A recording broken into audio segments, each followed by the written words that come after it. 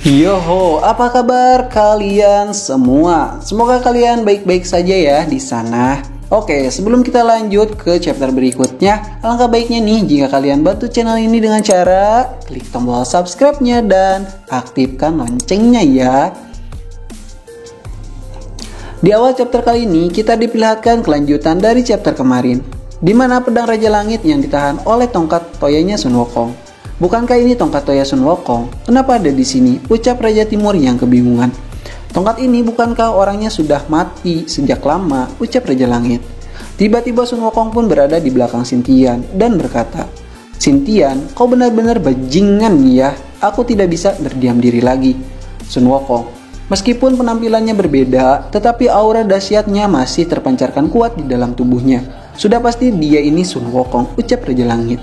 Dia berhasil bereinkarnasi, ucap Raja Timur. Mereka berdua pun kaget melihat Sun Wukong yang masih sehat walafiat dan masih hidup kembali. Lalu Xintian pun berkata, "Sun Wukong, aku tidak pernah berpikir akan melihatmu lagi. Buat apa kau datang ke sini? Apakah kau ingin mengunjungi surga lagi?" ucap Xintian. Lalu Sun Wukong pun berkata sambil menunjuk muka Xintian, "Aku kesini untuk membuka topengmu dan aku akan membongkar siapa kau yang sebenarnya, Xintian. Kau adalah orang yang munafik. Dasar kakek tua bajingan yang tak tahu diri. Di depan semua orang, kau selalu mengatakan keadilan dan juga cinta. Tetapi di dalam hatimu, kau adalah bayangan yang gelap, yang suka memakan darah dan juga manusia. Alasanmu menginginkan kitab suci dari kami karena kau ingin menjadi yang tak terkalahkan. Kau berbicara kepada semua orang, kitab suci itu untuk kepentingan umat manusia. Tetapi nyatanya, itu hanya untuk dirimu sendiri. Kau tahu, perjalanan yang kami lewati itu tidaklah mudah. Kami harus menanggung begitu banyak kesulitan hanya untuk bajingan sepertimu. Monyet sialan, beraninya kau berbicara sambil menunjuk hidungku. Kau tahu siapa aku kan? Aku adalah Raja para Dewa dan aku penguasa dunia. Hehehe, ucap Sun Wukong. Tapi yang aku tahu kau adalah bajingan tua sialan Xintian. Kau tidak tahu sopan santunnya Sun Wukong, karena itulah kau dulu mendapatkan kesulitan di 300 tahun yang lalu. Sepertinya aku harus memberimu pelajaran privat Sun Wukong agar kau bisa bertobat, ucap Xintian. Kau pikir aku takut denganmu, Xintian?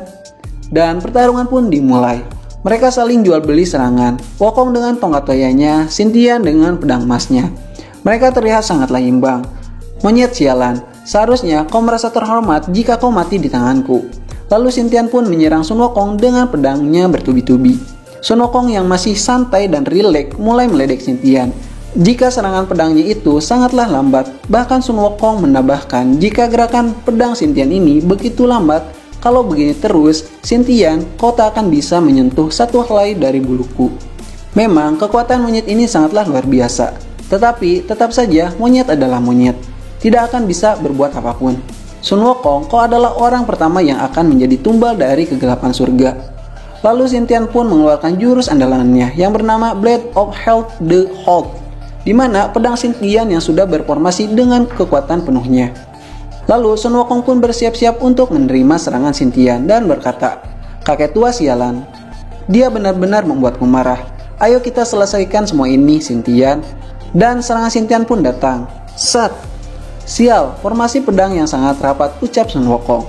"Hah, kalau begitu aku akan menangkis semuanya. Datanglah kalian semua." Dan Wukong pun mencoba menahan serangan itu. Pedang itu pun bertubi-tubi menyerang tubuh Sun Wukong. "Sial," ucap Sun Wukong, "aku terlalu jauh darinya. Aku kira dia ini adalah orang yang lemah, yang hanya bisa memerintah orang begitu saja. Ternyata dia cukup kuat juga. Tidak salah jika dia memimpin surga dan para dewa. Hahaha, monyet sialan, kau akan mati sekarang. Tidak ada gunanya kau terus bertahan." Tiba-tiba, set, Raja Timur pun muncul dari samping Xintian dan berkata, "Sudah kukatakan, aura jahat adalah musuh alami dewa. Maafkan aku, Xintian, sekarang kau adalah musuhku." Raja Timur pun memukul wajah Xintian dengan kerasnya, sampai-sampai dia terpental cukup jauh.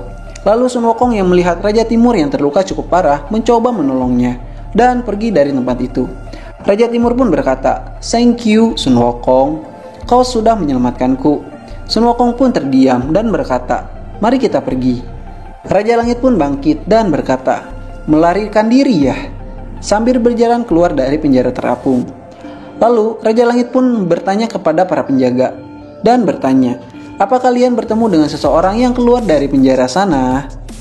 Penjaga pun menjawab, tidak yang mulia. Baguslah, kalian menjaga dengan baik. Karena kalian menjaga dengan baik, maka beristirahatlah. Dan Raja Langit pun membunuh para penjaga. Memang sebaiknya tidak ada penjaga di sini, karena mereka tidak berguna.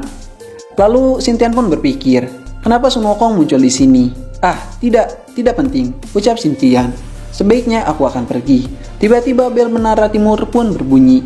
Oh, ada penyusup ya di tempat ini, ucap Raja Barat. Apa ini serangan dari kerajaan Asura? Ucap yang lainnya.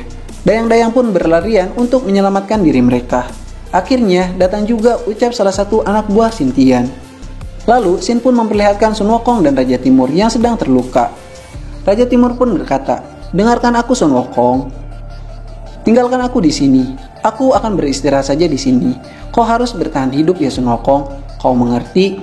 Tenang saja, aku mengerti, ucap Sun Wukong. Aku akan mengalihkan perhatian semua orang, ucap Sun Wukong. Dan Sun Wukong pun pergi meninggalkan Raja Timur. Itu dia, ucap penjaga. Itu dia penyusupnya. Dan Sun Wukong pun senang dengan kekacauan ini. Dia mengingat kejadian di masa lalu 300 tahun yang lalu. Lalu Xin pun berpindah ke pertarungan Beilong versus kucing barbar. Pertarungan mereka begitu alot dan juga imbang. Akan tetapi Beilong sempat lengah dan dilempar oleh kucing barbar itu. Lalu Xiaoyi yang sedikit lagi termakan semua tubuhnya oleh siluman cacing tiba-tiba ditolong oleh si kucing barbar. Karena bagi si kucing barbar, Xiaoyu adalah mangsanya. Di saat Xiaoyu sudah terbangun, kucing barbar pun siap untuk mengoyak tubuh Xiaoyu. Tiba-tiba, di saat dia mau mengoyak tubuh Xiaoyu, Beilong pun muncul di depan Xiaoyu dan berkata, Oi, Hiu, ingatlah urusanmu denganku belum selesai. Dan chapter kali ini pun berakhir di sini. Oke teman-teman, mungkin itu aja untuk video kali ini. Terima kasih sudah nonton channel ini dan sampai jumpa di next video. Bye-bye.